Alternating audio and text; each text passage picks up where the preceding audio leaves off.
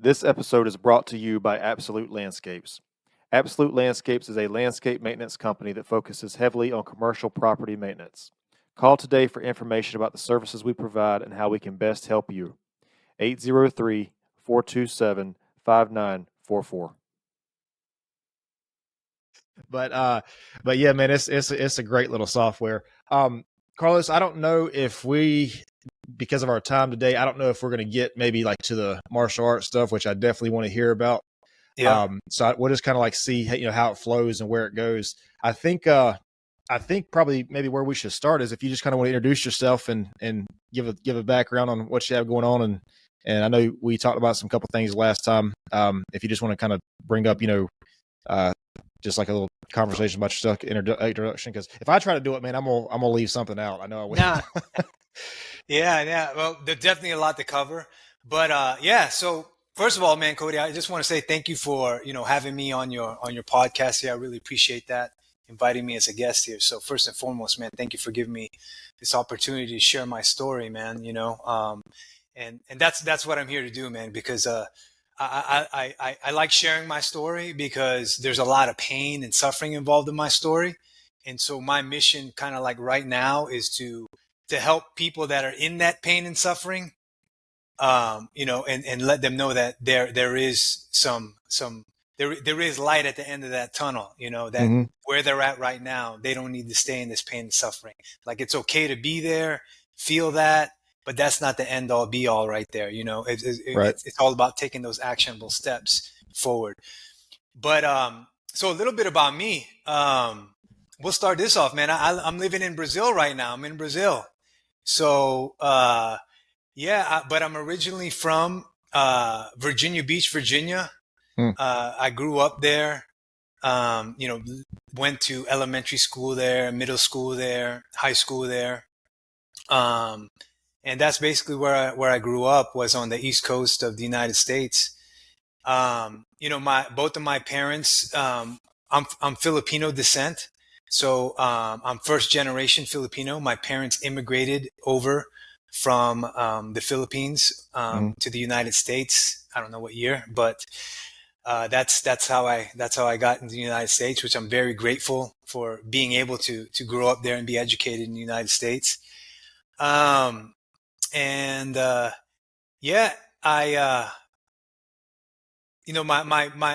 parents divorced when I was younger, which was definitely hard for me. Right. My father was, he wasn't the best father. Let me put it that way. He did what he was learned, what he was taught, and so he was being what he thought would be what a father or a man is supposed to be. And he was very abusive, mentally and physically, to me, my brothers and my sisters, and my mom as well too. And so eventually they split parts, which was very difficult for us at the time.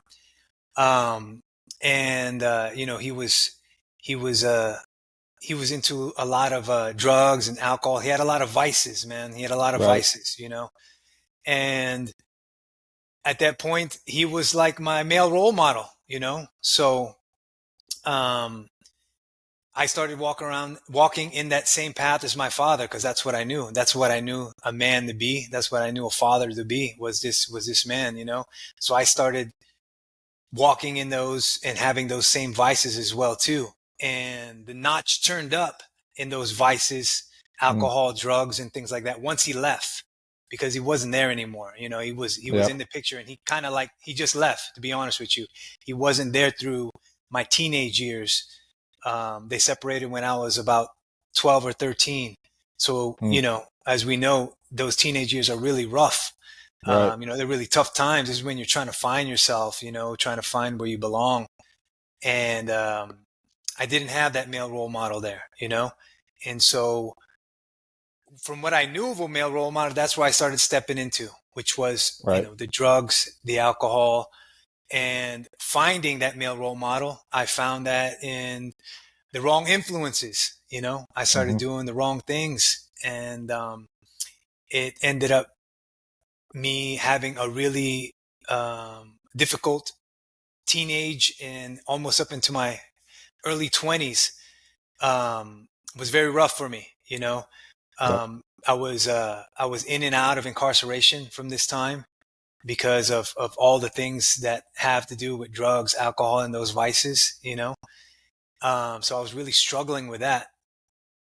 I hit a big, um, what would you say, rock bottom. I hit rock bottom, in my early 20s.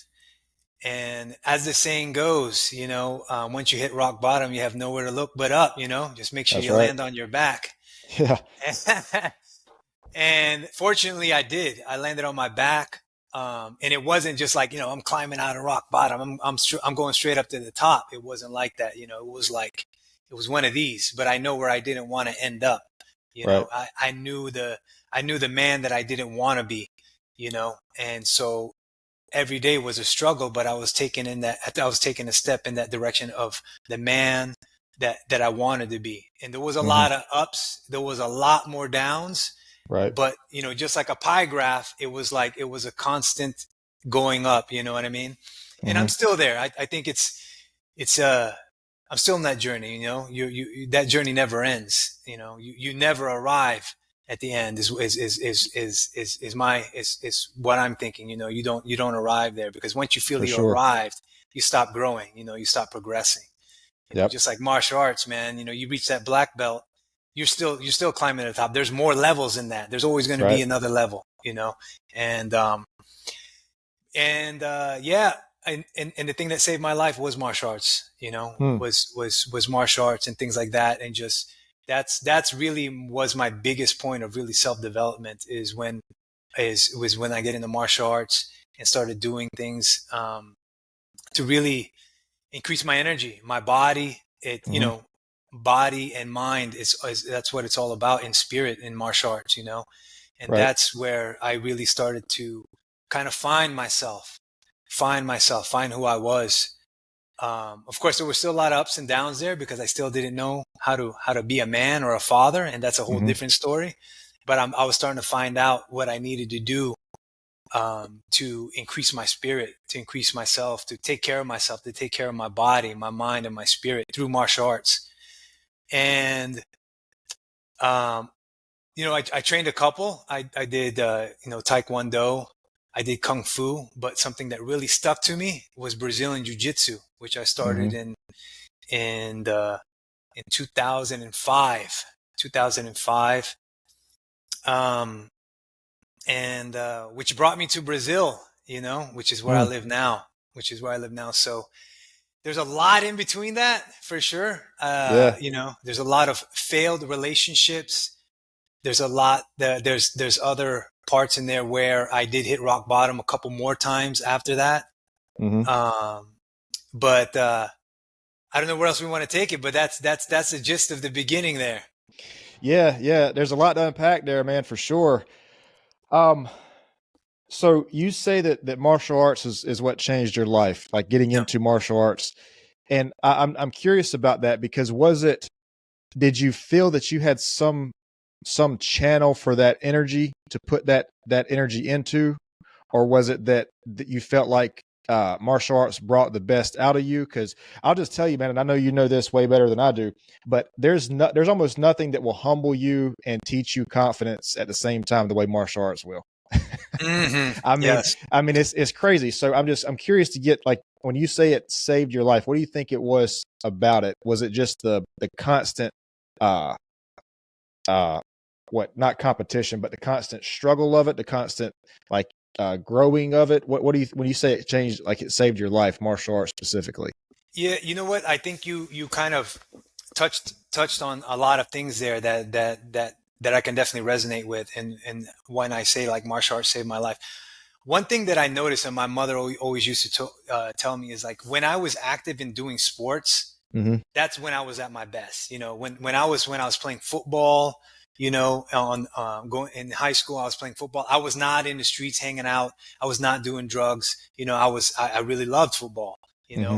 And that's when my grades were the best. But after football season was done, it's like I was a totally different person. You Hmm. know, and So my mom was always saying, when you're active and you're doing something, you're always that's where you're at your best. And of course, football has its seasons. And so when it was not that season, I was the worst Carlos that could be. I was out running the streets, just doing whatever. You know, and so, but martial arts is consistent. It's consistent growth. There's really no season in that. So Right. when you said that, was it me putting that energy into something, right?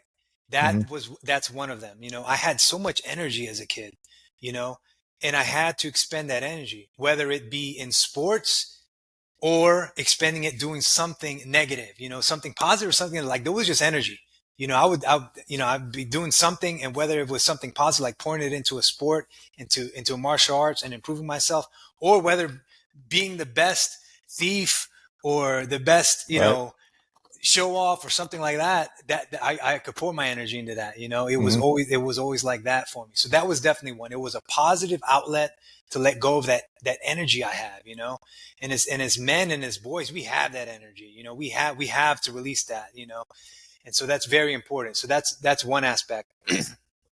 And the other aspect is that growing up, I was a bully as well too. I was bullying people. I bullied my younger brother and my sister. I was a bully. Um, and going into martial arts, like you said, you get humbled real quick. Oh You yeah. get humbled.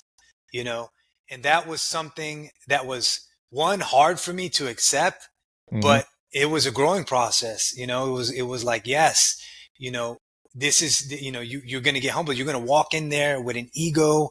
You're going to walk in there think, because you lift weights or because you played football, because you're big, Yep. and you're strong, that you're going to be able to take these people on. And it's not about that, you know? And so, yes, that was one of them. It really humbled me as a person. It humbled me and made me Mm-hmm. realize, like, you're just this small, you know, Right. and, um, there's always going to be someone better than you. There's always going to be someone better. There's always going to be someone there that you can look up to as a mentor, that's going to humble you, but not Exactly. in a way of like, hey, let me smash you and then I'm just going to leave you there. You know what I'm saying? In a negative way. But Right. it's like, hey, I'm going to humble you, but I'm going to show you where you made your mistakes. And that was Mm-hmm. what really attracted me, you know? And so, and there were so many good male influences in my martial arts, in martial arts, in when I was training Taekwondo or when I was training Kung Fu, and especially in Brazilian Jiu Jitsu, my professors, I am in contact with them to this day, like, because they played such a huge role in being a positive male role model for me, you Mm-hmm. know, that they're part of my life. They're part of who I am right now. You meet such good people on the mats in the dojo, man, that they're like family to you. And these men there, they were like family to me. They Yep. still are like family to me. They sacrificed their time and everything for me. And these were my positive role models in my life. So those three things, is why martial arts really saved my life, I think, Right. So you touched on something that I really want to get your opinion on.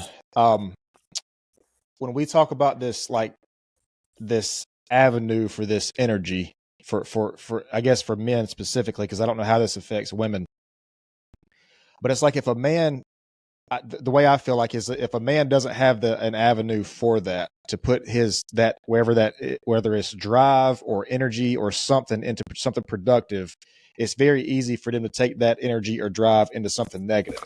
hmm So it's almost like this lack of purpose or lack of direction is kind of what pushes us down the wrong path sometimes. what mm, what what are your thoughts on that? Do you agree with that? Because I feel like, like say like take somebody in your situation who was kind of, you said, in and out of incarceration, with the drugs and alcohol and stuff. I mean, there had to be something there that was driving that, that you obviously have an innate drive. I mean, if you've progressed through martial arts to the degree that you have, and you've kind of, stuck with it, never gave up, there's a drive there. And I think it's important, especially for men, for us to find a way to try to use that in a productive way. Mm-hmm. Because when you have guys that don't really have a sense of direction or a sense of purpose, that's how you get these guys who are, like the school shooters and this kind of thing. Mm-hmm. So I just think it's important for us to have some outlet. I mean, whether it's martial arts or whether it's, starting a business or being the best person you can be for your family or your company, whatever it is. But it's just like we all have, or at least most of us have this drive that's in us that we have to really aim and focus at productive avenues. I guess that's the way I see it. I think that's the importance of us kind of knowing where we are and where we're kind of headed. Because I mean, Mm-hmm. I don't know how else to say it other than the lack of that direction sends us down the wrong direction. Mm-hmm. If we don't have so in other words, if we don't have an aim, we're just kind of going everywhere. If we don't Mm-hmm. have a certain direction that we're going, it's very easy for us to get off track, I feel like. And Mm-hmm. this is personal opinion, of course, but Carlos, just real quick, can you hear what's going on outside my window? Do you hear anything? I do not know. Okay, there's a guy mowing grass outside, so I didn't know if No, you no, could pick that up or not. Um, no. but yeah, man. So I just and like I said, that might be personal opinion, but I'm just curious to get your thoughts on that also, because I know you. It sounds like you're really big on the encouraging guys to be in fatherhood and husbands and that kind of thing. So I'm just curious to get your thoughts on that. Am I Yeah, kind of somewhere in the ballpark with that, or? yeah. I think your opinion is very valid, and I think that's very true. I think everybody, like if we just go back in history, right? Mm-hmm. The purpose for a man is to be able to provide for their family, whether Right. that's hunting or planting or gathering food, like is a provider, right? Mm-hmm. Like we had a clear purpose is to basically to survive and reproduce Yep. if we bring it down to the bare basics, right? But right now there's so many options, there's so many Mm-hmm. things, there's so many things in front of us, right? And I think that's where we get lost, is where when we're not able to find that purpose, when we're Mm-hmm. not able to find that passion and work towards that every day. Because life is all about progression, right? Right. And if we're not progressing in life, if we're not bringing home the bread per se, or we're not reproducing, or we're not doing these things, and we're just sitting in front of a screen all day or playing video games all day or what have you, then we're just being stagnant. Yep. We're just being stagnant. And then that's when we start looking and just and we start going down this downward spiral Mm-hmm. of just doing things that don't really move the needle in our life. And then that's when it starts affecting us mentally, like we're not worth anything, we don't have a purpose in life, and that starts affecting every other thing in life. It's just spreading across. So yeah, I think it's very important as a man, as a father. I think it's very important. One is to know your core values, Mm. what those core values are, because that will help you determine what your passions are and what you want to do or accomplish in life. Because a lot of times we just go at it. We try Right. this, we try to open this business, we try to do this thing, we try to do this hobby and this thing and open up that. And next thing you know, we're doing 5 different things, but we don't Mm-hmm. really enjoy all of them, or we don't feel like that's our calling, And I was there, man. Like I tried to open up a business over here. I tried affiliate marketing. I tried everything. I tried this job. I tried that job. I tried this hobby, you know, and I was lost at one point. I was trying a lot of things, but Mm-hmm. they just didn't align with me, right? I didn't have that alignment with those things. So I think that's why knowing your core values is super important to finding out your purpose and your passion. Because once you know your core values, you could filter everything through your core values. So you could try this one thing. You could try to open this business, or you could think about it and you can filter that through your core values. You know, is this business going with my core values as far as integrity, as far as my passion, living a legendary life, and vitality? No, well then that may not succeed in the long run. You may have motivation to start that business right now, but if it doesn't hit those core values, there's going to be those times, those hard days where if it doesn't align, you're not going to want to work on that. You know what I'm saying? But if you want to do this hobby or this business and it aligns with your core values, then there's a strong movement there. There's a strong feeling, and you're gonna go through those hard times. You're gonna push through that because it's a lot. It's not surface level anymore. It's down to your core. So I think to answer your question, I think that's very important. I think as men, we need to find something that we enjoy, that we do in life. We need to find our purpose for sure. But that all boils down to making sure we're putting our energy into that thing that's really our purpose.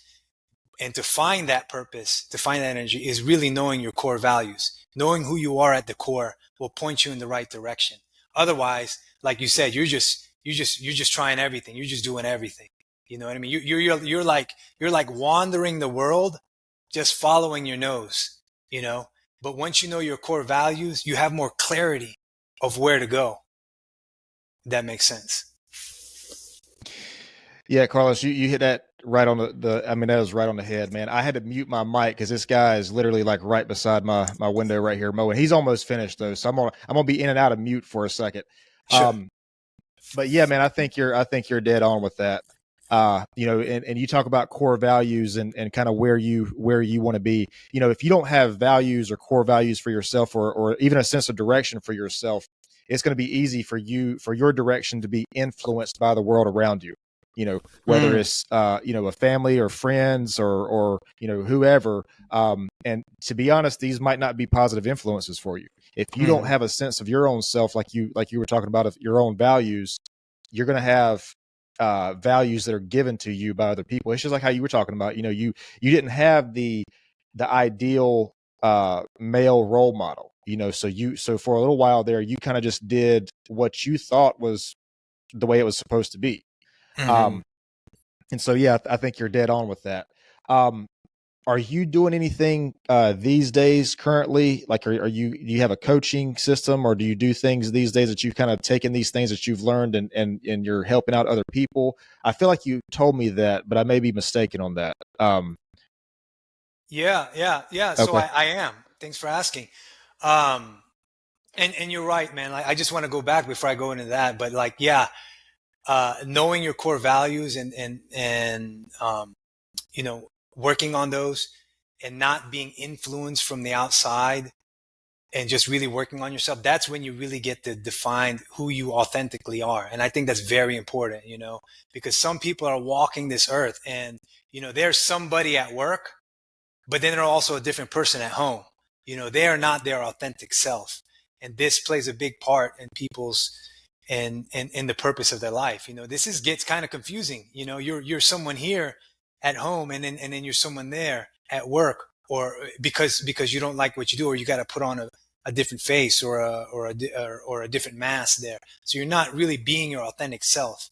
And this happens sometimes because you're being influenced from outside, and you're not really strong with your core values, or you don't even know them. So you're just kind of almost going with the flow wherever you're at. But a real leader, a real person that steps in the room is in their authentic self and doesn't really care, not really care, but you're going to be who you are regardless of what room you step into. And I think that's very important. That shows something. That shows that you have boundaries. That shows that you know who you are, that you're comfortable in your own skin, and that you know your values and you are authentic. And I think it's super important because people can see through people can see through that fakeness a lot of times, and so going back to your question, yes, I am a coach. I do coach men, and I do have a men's group. It's called Men United to Be Better Fathers and Husbands. It's a Facebook group, and I also have an accountability mastermind community on Facebook as well, right? Because I think, and these kind of overlap. So my men's group I started because I was doing a lot of work because I did not know how to be a man, a husband, or a father, right? I went through a divorce. So I went through my first marriage ended terribly, right? I did not know how to be a husband. I did not know how to be a father. And eventually I ended up in a divorce, right? And so I started pointing my finger like, man, it's her. I'm a good guy. I've been through so much in my past. I came up to this point, like it's her. So years later, I get married again, right? I have kids and kind of the same things happening, right? I see my wife, we're like roommates, right? And the next thing you know, it's like we're talking about separation and the D word comes up several times. And I'm like, man, Mm. right? Is it her? I start questioning, is it her? And I start looking. And of course, before, my two marriages, there was a lot of years apart. And in Right. between those, in between those marriages, there was other relationships I had, not as serious, but I found out that, they were always, the women were always the ones that kind of like leaving me, like saying, man, Mm-hmm. you got problems, and, you know, in the marriage that I'm in now, um, I realized like, man, this is going down the same route as my first marriage. And so I started to really turn within and I started to realize like, man, the common denominator, my first marriage and this marriage and all the other relationships is me, you Yep. know? And then so I started to point the finger in and I'm like, man, you know what? Um, those words that my mom said when I was going through some stuff back in the day was like, man, you're just like your father. I started Mm. to realize like I am just like my father. The way I'm treating my wife, the way I'm treating my family and things like that. This is what I'm starting to be like. I'm starting to be like my father, who I said that I didn't want to be like, Yep. in these relationships, right? Because I didn't get the father and husband handbook. I don't know if anybody Yeah. else did, but if you did, please give it to me. So Right. So I turned internally. I Mm-hmm. had to, I said, man, I got to work on myself. I got to Yep. find out how to be a dad. I got to find out how to be a husband. I got to find out how to be a father. So I did a lot of work, man. I did a lot of work. I joined, I started doing different courses. I started working with a coach. I started going to therapy and I started doing a lot of work on myself, Mm-hmm. right? And in that process, things got better. Things get better when you decide to get better. And I decided at that point I need to get better because everything's going to end exactly the same, Right. right? And so I decided to get better, and things started to get better externally. And in that process, other men started to see like, man, you know, um, your relationship's getting better. Carlos is getting better. And so they started reaching out for help.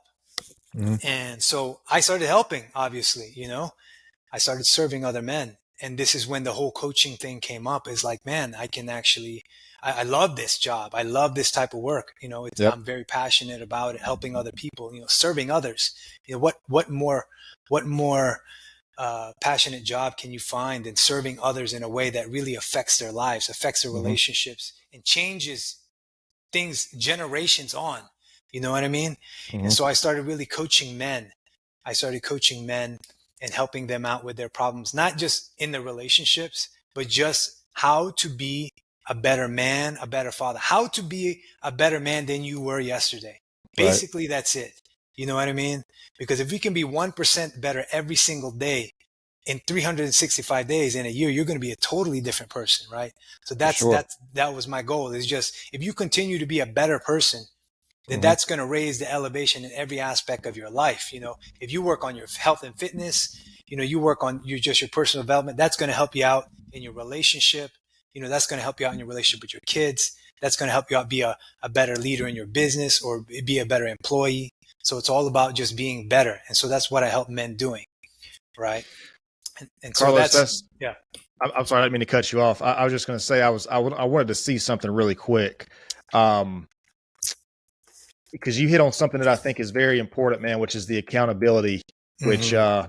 which I think is huge. Because first of all, it's respect to you for that, because most people don't have the humility or the wisdom to look internally. It's just easy for us to kind of point fingers externally, and we try to question, well, why does it have the same result with all these different people? But you were definitely wise enough to look internally. I wanted to see how many percentages of divorces are initiated by women, Mm. and I can do this thing. I can screen share with you, and I want to show you this. Let's see. I'm pretty sure it's above 90% that Man, the it's women. got to be. Let me see here what Yeah. we can. Okay, here we go. Let me screen share this for you. Where here we go. Yeah, because I'm going somewhere with this. If I can Mm. share this thing. Okay, so here we go. This is from Forbes.com, and we have a graph here. Was is well, this is saying this divorces have went down since 2000. Can you see this? Yeah, I can see that. Uh-huh. It's saying it's went down since 2000, which is surprising. Well, I don't know. Maybe less people are getting married, though. I don't know how what we're doing this. Okay, so we have third marriages. It says third marriages highest divorce rate 73%, 40% of new marriages. Um, where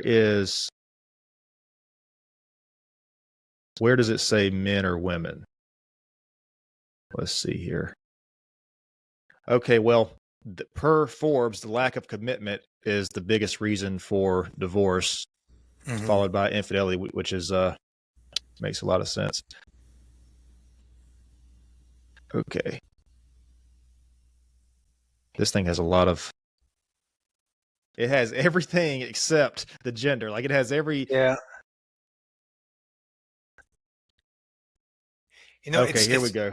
Here we go. uh 69% of divorces are initiated by women. 69%. Wow. Yeah. Yeah. And so You know what? I would say it's even higher than that, to be honest with you, you know? probably so, man, because when it Yeah. says this, I mean, are we talking about like, is that a divorce that's like a mutual agreement, or what are we Mm, talking about here? But the reason I bring this up is because you brought up accountability, and mm, that just kind of shows us. Now, I'm not saying that, of that 69% that the man was at fault 100% of that time. I'm not saying that at all. But I'm saying the lack of accountability and everything that we're talking about, this lack of direction, this lack of this no sense of self. I mean, these things have to be correlated. If approximately 69% of women are initiating the divorces, then that means I would think that especially the modern day guys, men, there's just something that we're not bringing to the table, man. And like I said, I'm absolutely not saying that every man is at fault or that the 69% of those divorcees were justified. But I'm saying you had to ask yourself, like, what is it that modern day that we're not bringing to the table? And we're kind of excluding the fact that I think relationships these days are way harder than they used to be. We have things like social media and the internet, and all that kind of stuff really hurts dating, and I get that. It hurts marriages, and I believe that, and I understand that. I think social media to an excessive degree is toxic just for the individual, but I think it's certainly not good for relationships. If it's used as a marketing tool instead of a social tool. You see what I'm saying? mm-hmm, mm-hmm. But anyways, what I'm trying to get at is I think what you're hitting on here, and with the modern day male, like the typical male, like we're all kind of experiencing this lack of purpose, this lack of direction, lack of sense of self. We have this cheap dopamine that almost makes us not want to get out and pursue things and drive for things. I mean, you just see this today, just like in a simple example is the work ethic these days. From Mm-hmm. people is drastic. I mean, it's not nearly what it used to be. I can tell you as a person who owns a business, man, finding reliable people to work these days is difficult. You know, Mm. so I don't know. I'm just kind of throwing an idea out there. I think there's a phrase, and if I try to say it, I know I'm going to mess it up. What's the saying that good times make weak men make hard times make good men. Yes, yes, yes. Something along those lines. And I don't know, maybe this is just a byproduct of us being in an era where life is relatively easy for most of us. Maybe Mm. this is just a byproduct of that. We don't have that primal experience of going out and hunting for food, or worrying about. Most of us fortunately don't have to worry about where our next meal is going to come from. So I don't know, maybe that's just a byproduct, but I think it's something to kind of consider. I think we, it's to tie this all in, it's just important to know, have that sense of perfect purpose and that sense of accountability, like what you're talking about. Because I think, looking at your own faults and your own part of the situation and why it happened the way it did, I think that's really important, because you Mm-hmm. can't grow, you can't grow otherwise. Mm-hmm. And when it comes to relationship, one person is for sure not 100% responsible for everything. But you're probably 50%. I mean, one person's 50, other person's 50. I mean, that's just kind of, I don't know, the lack of accountability. I think is a big problem that we're having. Is kind of the whole purpose of saying that. Yeah. Well, I'm gonna have to agree with you on that one because, and like I said, I have an accountability group as well too, because I think that's tied together with what's going on, and I think that has a lot to do with self improvement and becoming a better man and a father. But Mm-hmm. I just want to touch on what you're saying there about purpose and and the lack of purpose and the lack of drive, and how that plays in a relationship, right? And it's funny we're talking about this in divorce because last night, I know you're part of my men's group there. I had a group call and it was based around men that are going through, the discussion was about men that are going through divorces or separation, like going into that journey or coming out of that Right. journey or right into that journey, right? And so everybody on this call was either going through that journey or have gone through that journey, right? And one of the things that came up um, is the fact that a lot of times, when we meet our significant other, they fall in love with us, or Mm-hmm. she's attracted to us because of certain things that we're doing at that Right. time. It's because we have a sense of purpose, maybe, or we have a sense of meaning, and we're working towards that, right? And as men, sometimes when we get into this relationship, right, and this happens with a lot of men, a lot of people, including myself, we get into what's called this Mr. Nice Guy Mm. phase, where we go into like people pleasing. We think that we are here to, that saying, happy wife, happy life, Right. right? We get into that mode, right? We start going into people pleasing mode. We start thinking that our only function as a man, as a husband, as a father is just to provide, is just to Yep. work and just provide, to work and provide and then die. And then that's it, you know? And what happens in that cycle is we lose our purpose. We lose ourselves, Right. we stop doing the things that we love to do, you know, we stop doing the things that we love to do. We stop our hobbies. We stop working on our health. We stop working on our personal development. We stop doing the things that we love to do. We stop doing the things that maybe our significant other fell in love with. So what Mm-hmm. happens there? We start people pleasing. We're just yes, yes, yes. We're doing it for you. I'm doing it for the family. I'm doing it to make you happy, Mm-hmm. right? In reality, we're not responsible for anybody else's happiness except ours, right? Yep. Because we can't work towards making it. We're only responsible for our own happiness. So we lose ourselves as men in this Mm-hmm. process. And in that process, a lot of women lose respect for us. Yep. They lose Yep. respect for them, they start looking at us as just another child, you Mm-hmm. know, not as a leader of the family anymore. They start looking at us as someone that is another child that we need to take care of, that we need to Yep. make decisions for, you know. And so that's a lot of that happens a lot in relationships, is that just men start losing themselves. They don't even know who they are 10 Yep. years into the relationship, because they're not setting that boundary aside every single day to work on themselves, to continue doing what they are meant to be, Yep. or that passion in your life. So I just want to touch on that because I think that's very important to understand, is like, don't lose yourself. Right. You have to work on yourself every single day, right? Because you're not going to show up as the best husband and father if you don't work on yourself, right? Exactly. And there's this airplane cockpit analogy that's been going around. In just in case nobody heard it, I think it's very important to hear. Like, when you're in an airplane and it loses air pressure in the cabin, right? They always say, put the mask on you first and then put it Exactly. on your wife and your kids, right? Yep. The reason for that is if you don't take care of yourself first, there's no way you're going to be able to save your wife, your kids, or your relationship, right? So as a man, we need to put ourselves first. It sounds very selfish. I Mm-hmm. know, right? It sounds like, I'm going to put my kids and my wife come first. If you put them first, then who's going to take care of you, Mm-hmm. right? And so we And, need to put ourselves first as leaders in the family. and Carlos, I'm so glad to hear you say that, because I was talking to a guy recently, a couple guests ago, Matthew Walters. We were talking about this. Because when I say this, people act as if I'm crazy when I say this. But, you know, the problem with being like what you're talking about, just kind of agreeing with your wife or your spouse 100% of the time, the problem with, let's just call it being a yes man, the problem with that is that sometimes you know what's best for the relationship. Sometimes your spouse knows what's best, you know, or sometimes, you know, what, vice versa, whatever. But the problem, I think you're exactly right, man, because the problem is, if your sole focus is I actually had a guy say this to me one time, that his how did he word it? He said that his purpose was to basically take care of his wife, and basically she was number one to him. Now, I understand the thought process with that. I understand that, you know, he has a family, he's a family man, and that's admirable. But what I was trying to explain to him, I said, okay, well, so let me ask you this. If she's number one, does that mean that you are being the best person that you can be for her?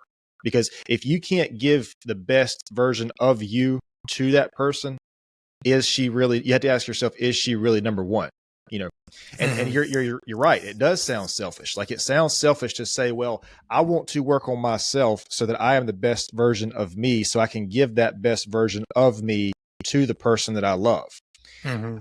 Another problem with that is, man, if your spouse, and this goes for man or woman, if your spouse is, you know, your number one in your life, and they are your sole focus, that means if you lose that spouse, you are going to feel like you lose your sense of purpose, of validation, or whatever it is. So there's all kinds of different ways that can go wrong, man. But I 100% agree on that, and I'm glad to hear somebody who is in your area of experience and expertise. And I know you had this group and everything. I'm glad to hear you say that, because I don't think enough people see it that way. That we have to be able to give our best selves to the person that we love. Now, I'm not saying that they don't matter or their opinions don't matter. I'm saying, if you build yourself, if you can focus on yourself, give the best version of you to that person. I don't know another way to love a person better than that. You know. Yeah. No, I agree with you. You know, like, you have to be able to give the purest love and to love someone, you have to be able to love yourself first. You have to be able to look in the mirror and say, man, I love you. You know, I love who you are. I love who you stand for. You know, then once you love yourself, your cup is full of love. You'll be able to give that out to everybody else. But if you Exactly. look in the mirror and you're overweight, you're not working on your passion, you're not working towards any goals in your life, and you work on the mirror and you hate that person in the mirror, then you're going to be full of hate. How are you going to give love to anybody else? Right? It Yep. just doesn't make sense. You know, so you have to love yourself first. And showing love to yourself is taking care of yourself. And it doesn't mean like working on yourself 8 hours a day. It Right. could mean waking up early in the morning and just really, you know, getting your workout in. It could, and journaling and meditating and, you know, sacrificing, you know, a couple hours a week just to, you know, time for you to recuperate, to work on yourself. You know what I mean? Or working on that project a couple times a day, you know, to take that step forward. You know, you don't have to be working on it all day long, you know? And not to interrupt you, but let's tie this back into what you were saying earlier. If we're working on ourselves, if you feel like you get to, you know, if you're in a certain domain, if a certain thing that you're doing, if you feel like you get to the apex to where you've reached the highest you can go with that, well, maybe it's time to step into something new. You know, if you're in the gym, if you go to the gym every day and you feel like, well, you've put on the most muscle that you can put on naturally, maybe it's time to do something else. Maybe it's time to, you know, join martial arts, start over, because it sounds so cliche, man, but I think it's real. You're either growing or you're dying. If you're stagnant, if you're in the same spot, that's basically, you know, slowly dying. Yeah. and you hit on something too, I think is really important, physical and mental health. I don't think we think of that as seriously as it probably is. Mm-hmm. Um, and I don't know, they say if you can stay healthy, if you can get fit as early in your life as possible, it's easy to stay fit throughout your life. I would imagine that's the case. Uh, Mm-hmm. but man, that physical fitness and mental fitness is so important. It's so important to be able to live your best life and do, you know, because you have to have the energy. Like, you have to have the energy to keep up with yourself. If you have all these, if you're doing jujitsu 3 or 4 times, 5 times a week, and you got these couple different businesses and a passion that you're following, I mean, it takes a lot of energy to keep up with that kind of thing, you know. Mm-hmm. And then you Yeah, have a yeah. family on top of that, and you're doing the family thing on the nights and weekends. It's just that's a lot to keep up with. Uh, Mm-hmm. but Carlos, I want to ask you a question, Sure. and we'll take a break here in just a second. But I want to ask you a question. I have a lot of people ask me, and this is usually always men, ask me about purpose. Like, how do they find their purpose? Uh, they feel like they should be doing something with themselves. They just don't know how to find out what. Um, it's I don't know if it's career related or the people that usually ask me this have what seems like solid, stable relationships. So if a person were to ask you, how can I find my purpose? How can I find what I feel like my life purpose is? That's the question that I want to ask you. But before we do that, let me stop this video since it's about 45 or so, and Sure. and we'll jump back to that. So yeah, so we were talking about the purpose. If a person had a question of how do I find my purpose, like how I'm kind of lost in life, I don't really know what I should be doing with myself. You being a professional, what in your experience, what would be, I guess, maybe the guidance or the advice that you would give a person in that situation? And let's assume that this person is a man, because in my experience, that's the only, I don't think I've ever had a woman ask me that question. Not saying Mm-hmm. they don't have the same issue. I just haven't experienced it, myself. Mm-hmm. That's a really good question, and that definitely I'm pretty sure that comes up a lot, Mm-hmm. because a lot of people, especially when it comes to people working or Mm-hmm. doing a job that they just hate. And the Yep. only reason they're doing it is because you're getting a check every 2 weeks and because it's there to support the family. But they just don't feel like this is their purpose, and they end up staying there for, 40 years, Yep. because of the benefits, because you get that check, because it's secure, Yep. right? It's Exactly. secure. But then, you're 60 something years old and you did something for like 40 years that you really hated. And then Mm-hmm. now, it's retirement time, and you're not as active or as vital as you were before. And Yep. definitely waking up every single day doing something for 8 hours a day that you don't enjoy is going to take a toll on your health and your life and your vitality, right? Mm-hmm. And so this is a question I get a lot from people kind of like in that situation. I'm doing something, pays the bills, or I was passionate about it in the beginning, and now I'm not, you Right. know, because of the circumstances in their life. And I was there too. I've done a lot of things, worked a lot of jobs, from like working in a warehouse to, being in IT, to even opening up a business and having that not work out for me, to opening up another business because I felt like, this is where I need to be as an entrepreneur, to being now a coach and just finding this is it right here. I feel it Mm-hmm. in all areas, right? And so I'm only going to speak from my experience on Mm-hmm. this and where that turning point was when I really was like, man, I think I hit it right now. I think I'm hitting in the right direction right now. It's not like guesswork anymore where my passion is. So when that hit was, one, I think there's two parts to this. One is you really need, and we hit on this before, you really need to know your core values, man. Mm-hmm. You really need to find that. And I have a core value exercise. If anybody's interested, I'll give my contact info after this, and I'll be happy to send it to you. It's not a problem. And it goes through, and you go through it. It takes about an hour, and it really boils down, and it gets you down to the 5 or 6 core values that are you, you know. And I think that's really important to know your core values, and then filter everything that you think that you want to try or decide to do, Mm-hmm. filter that through your core values, make sure it hits at least, the majority of your core values before you invest money and time and effort into that, right? Right. Because if it doesn't hit those and you're chasing that shiny object, which a lot of us do chase when we try to do something, that shiny object, then, and that's not part of your core values, it's going to fade away, and you're going to be hating that, 10 years down the line or a year down the line or what have you, right? So one is to make sure you know your core values.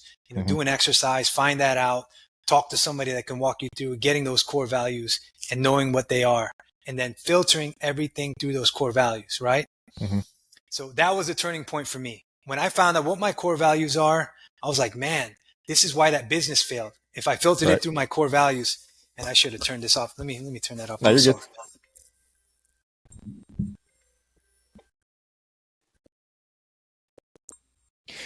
So, I'm sorry. I just want to say too, and I don't want to go down this rabbit hole because I think what you're saying is good. But when we say core values, there's probably a pseudo value this representing another value. So in other words, if somebody says, I want to be a provider for my family, that might be a surface level, but what's the deeper level than that? Do I want to be a provider for my family, or do I want to be proud of myself or as who I am as a man? I think it's just, I think that finding your core values is a journey of self-awareness in itself, man. You got to go deep. I would imagine you have to go deep and really, really ask yourself that. But I mean, that's for each individual to figure out, I guess. Yeah. Well, most of the core values are only one word, right? So I this exercise that I have is like, it has over 100 core values, like hundreds. I don't even know that exact number, but basically you just go through this list and you start crossing out the ones that don't align with you, right? Okay. And then you take the ones that do align with you, and then you start crossing out those, right? And you just filter it all the way down until you get to those 7 to 5 words that really align with you, right? And then that's when you see, like, that's when you start to realize, like, yeah, these really align with me out of all these words, right? All the other core values. And what that does is that, like, my realization is that when I found out those core values and I started filtering them through things that I'd done in the past that didn't work out, that I'm not doing right now, I know why. This didn't work out because it didn't even hit any of these, or this thing lasted for 5 years, but, eventually faded away because it only hit like 3 of my core values, Right. So yeah, definitely knowing those values that you have, and those things could change over time. You could do your core values when you're a single person, then you have a family, and that totally changes. So it's always good to reevaluate those core values every year at least, especially when you have a lot of drastic changes in your life. But like I said, that's definitely the top of my list. That's when the change happened for me, is like having those core values. And the second is, like, define your purpose in your life. Is, for me, it was like, it almost happened by accident, but think about a time in your life where you had the most pain, where you had a lot of pain, whether that be growing up, whether that be in your relationship, that divorce, that time you were incarcerated, whatever that was. Think about that time and think about how you got yourself out of that, right? All those steps that you taken, and how you got out of that, and how you felt when you got out of that, right? If you can take that, right, and you know that you are not the only one going through that pain, right? Like, you are not the only one. Because at one point in my life, I was like, I'm the only one that's going through this. I'm the lone wolf here, right? And I found out I was not the only one going through this. There's other men, there's other people going through the same pain in their life. And I can help them now because I'm a couple steps ahead of them. I'm a couple steps ahead of them, And as long as you're a couple steps ahead of somebody else, you can help them. Even if you're one step ahead. A one-stripe white belt can help a white belt. Exactly. You know what I mean? If you go back to the martial arts terms, which I like going back, anybody, if someone's been on the mat for 6 months, you can help a guy that just walked in the door. Trust me on that, right? So that's the way I see it. So another way is, think about that pain that everyone has gone through some kind of pain in their life, right? So if you find that pain and you got yourself out of that pain, that could be your purpose. It could be you serving another person that's going through that pain right now, you know? And like I said, that kind of fell on my lap when I was working on myself to be a better man, father, and husband. Other people were like, man, Carlos, you put it in the work. You know, I see you put in the work with your relationship in yourself, you know, physically also. You know, how do you do that? When people start asking you that, there may be a purpose in there. You know, you can help this person out, and there's nothing more than helping somebody out get out of their pain that you've been through, you know?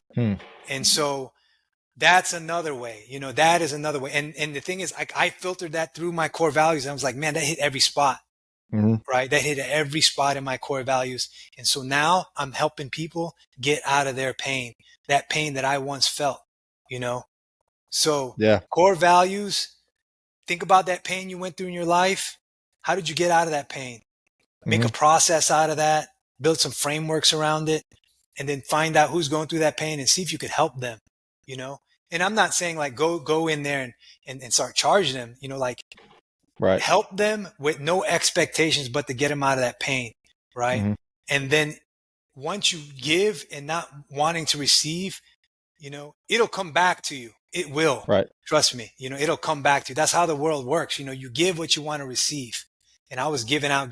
Next thing you know, it was like, man, Carlos, you know, what do I need to give you back for helping me out, get my life straight, you know?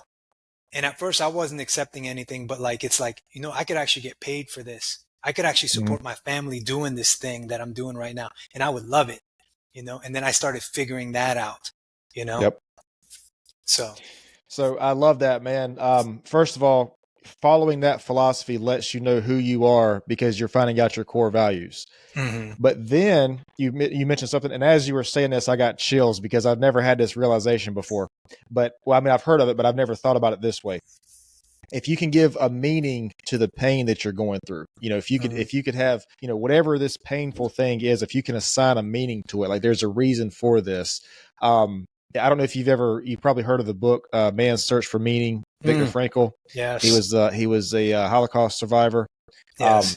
If you're in that situation and you assign a meaning to it, whatever it is, you can change your perception of it. And it's almost like, it might not make it any better, whether it's physically or mentally, but it's like it changes your perception of it because it gives you a sense of, I don't want to use the word purpose because we're talking about purpose, but it gives a sense of purpose to the thing that you're going through.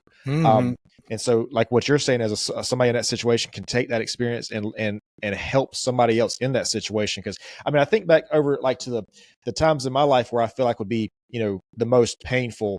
One of the reasons that made it most painful was I felt like nobody could understand me if I were to talk to them about it, you know? And so even that that ability to just resonate with somebody, man, and say, hey, you know, I understand where you're at. I see where you're at. I was there.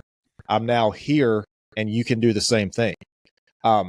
That's so important, man. It's so important because like when you're in that situation, I got a lady who's coming on. She might be, I'm not going to say a name because I don't know if we haven't decided yet, but she might be a guest coming on, but she has a book. She's an author.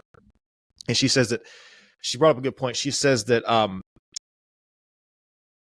like you always hear about people who have you know made it through the thing or they made it to success or whatever, but you hardly is rare that you hear about a person who's still on the journey, you know, who's still kind of in the grind of it or in the painful situation. And I think just like I said, having that to resonate to that people can see, you know, hey, I'm not the only one. It's not the only one that's happening to me. Like just for example, man, this isn't a painful thing, obviously, but like just this podcast, you know, I was, when I started this podcast, it's like, well, almost nobody wants to hear how they can improve themselves. You know, a lot of people don't want to hear that. So, but I found out I was talking to the wrong audience. You know, once I broadened the audience and I got on the internet, I got on Facebook, I mean, people just like flowed in because a lot of people actually are interested in this kind of thing.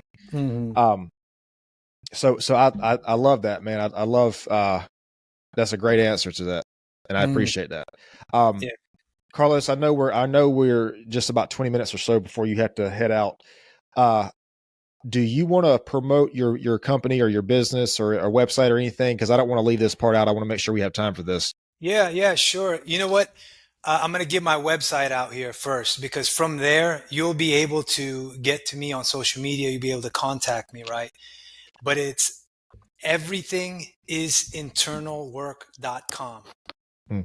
EverythingIsInternalWork.com. And I truly believe that. This is why I picked that name, picked that business name, because everything you want externally, you have to work internally first, man. That business that you want, that health goal that you want, that relationship that you want, right? It all comes within first. You have to work on it internally first before you get that, right? Right. So everything is internalwork.com. And from there, you'll be able to see my Instagram page and my Facebook page. And I run 2 free groups on Facebook, right? One is that men's group, men united to become better fathers and husbands. Mm-hmm. And you could do a search on that and join that if you want. And we have live Zoom calls, several times a week. And these Zoom calls, I host one, and I have 2 other coaches that also host these Zoom calls for free, just for men to come in, so that we have some kind of community, for Right. men to talk, because it's very important. Like you mentioned, man, when you're going through pain and stuff like that, especially men, we have this ego, or we feel like we can deal with it. We got to tough it out. I'm going to Yep. tough it out by myself. I don't want to share this stuff. That's the wrong way to go about it, man. Mm-hmm. You need to have that community, man. You need to realize, like, we're not that much different. The pain that I'm going through as a father and a husband, the next man is going through it too. He just doesn't want to speak about it sometimes. Yep. So this is a safe space where men can go. We meet every week, a couple times a week, just to talk about things. We pick certain subjects that we're going through. It's a place to lean in. It's a safe space to let you know that you're not alone in this world, because the lone wolf dies, man. Yeah. The wolf is strong because of the pack. And this group Exactly. is the pack right there. This is the pack of men that really want to step up as husbands and fathers and as men. So we're all in here for that goal. And so jump on in there, and the second group I run is an accountability group. We didn't touch too much on that, but it's called the Accountability Mastermind Community, right? Mm-hmm. And so this kind of ties into a lot of things that are going on, like, people that want more personal development, that want to hit certain goals in their life, Mm-hmm. So this group is results driven here. So I have by volunteer, people can volunteer to what's called a 7-day challenge, right? Mm-hmm. So I'm going to post it out today in this group, actually. People join in, they volunteer. They basically say, hey, I basically ask them, what do they want to accomplish in the next 7 days? So the 7-day challenge starts on a Monday and Mm-hmm. then ends on a Sunday, 7 days, right? Right. And you basically state what you want to accomplish in those 7 days, right? Mm-hmm. And once you do that, I invite you into a WhatsApp group, right? And so we're in this WhatsApp group, and we are holding each other accountable to what you say you're going to do, right? If you hit any challenges or roadblocks, we work together in this group to find out how you can pivot, what you need to So, do, things like that. not to cut you off, but the person that joins, they specify their own goals. Yeah, they specify their Okay. own goals, Okay. Okay. they Yep. specify their own goals, because I could throw out some goals like, hey, let's wake up and everyone, Right. meditate together. Some guys may Right. already be meditating or journaling and things like. So my goal is to help you on what you want to do, not what I want to do. My I got you. objective is to work on your agenda. Mm-hmm. And so we're in this group, and I invite you into a WhatsApp group where it's just the people that want to volunteer for that week. And we state our goals. We hold each other accountable. We do check-ins in the morning, like, what's your intentions for just for today? My intentions are this, this, and that. Midday, we have a midday checkup where we say, hey, roll call. What have you accomplished and what do you need to accomplish? And then at the end of the day, we have another check-in where I have a poll. Like, Mm-hmm. hey, did you hit your goals 100%, 75, 50, 25, or 0? And if it's anything less than 100, we need to start thinking of where we need to pivot, where we need to change, so that we can be better tomorrow. We can raise that number up tomorrow. And then, if there's challenges, we talk about them in the group. And then, if there's wins, You know, like the other day, we had a guy in there just hit 72 hours of fasting. You know, he Hmm. posted in the group and everybody celebrates their wins. Man, great job. You know, so he's inspiring others and we're Yep. celebrating his win, right? And then on Sunday, once we hit Sunday, we all celebrate together. And I put a post out there just recognizing everybody. We celebrate each other, you know, and then the cycle starts again the next Monday, right? And the thing is, it's not just 7 days, right?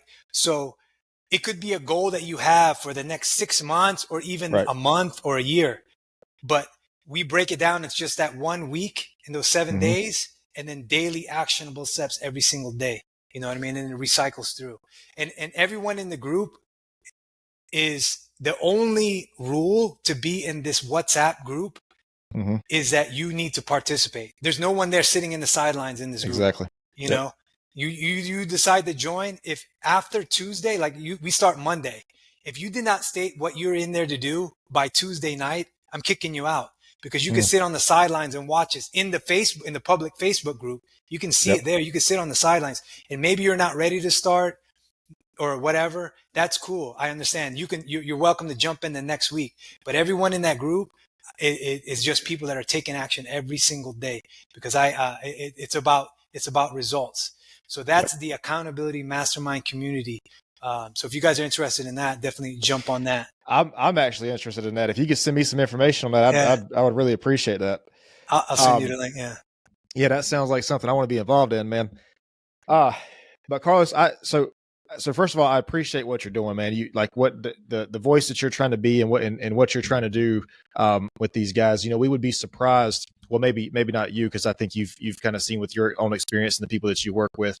Uh, there's a lot of men out there today who need this, you know, hmm and who don't have that ideal male role model, and who maybe don't have that sense of direction.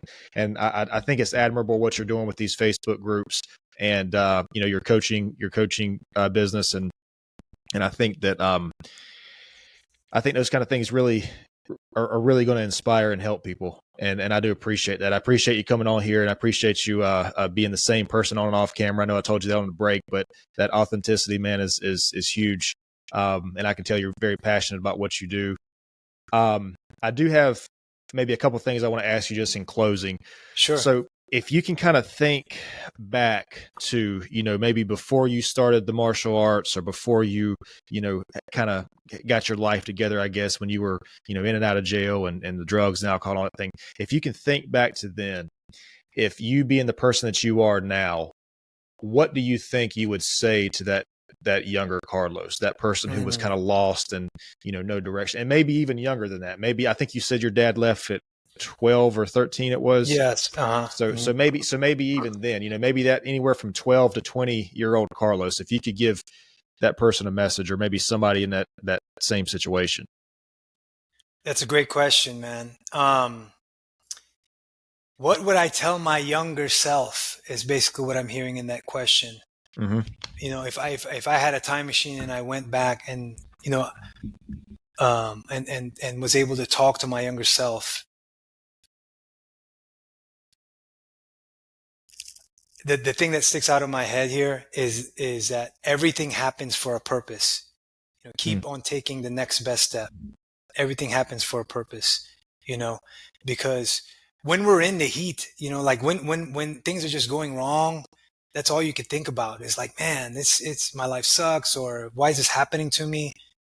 But if we come from the mindset of like everything's happening for a purpose, Yep. just continue taking that next best step, you know, and also just like learning from that situation, because everything happens for a purpose, because there is something to learn in that. And that's what I realize is who I am now. I had to go through all of those things because it served a greater purpose. It made me who I am right now, you Yep. know. It's like a blacksmith that's making a sword. You know, it's a raw piece of metal, and every obstacle and every challenge that I went through in my life was just another blow of the hammer. You know, and there was a purpose. It was painful, but it was shaping me into the sword I am today. You know, so if I could talk to my younger self, and I picture myself like crying, balled up, going through something hard, I would say, "Hey, Carlos, everything happens for a purpose. just keep on taking that next best step. That's what I would tell myself. I love that, man. I love the blacksmith analogy. I've never heard that before. Uh, That's yeah. incredible. Okay, so last thing, Mm. and maybe you just hit on this, but what is the most important or most valuable lesson you think you've ever learned? Mm.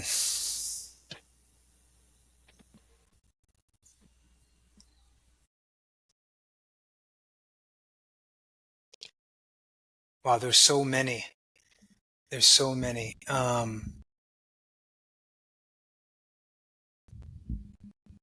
What is the most valuable lesson that I've ever learned? It might be hard to pinpoint one if you want to. Mm. Well, maybe let's say what's one of the most valuable, because we don't want to, like, if you Yeah. answer, if you leave something out, you know. So maybe like Yeah. what's one of the most valuable lessons? Um,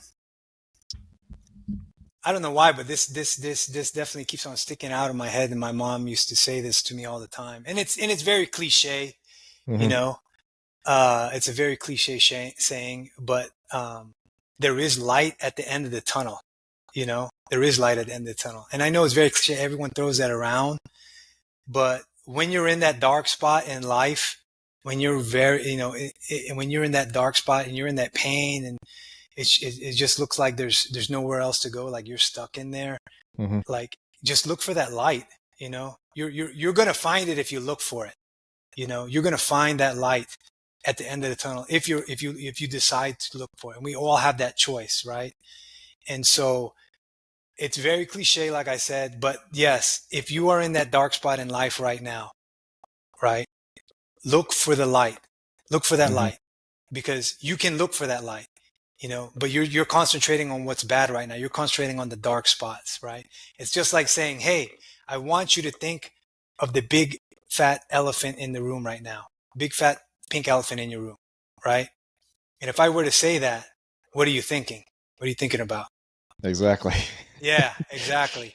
So if we're in that dark spot and we're thinking how bad our life is and this and that, you know, that's what we're going to put our energy into at that very moment.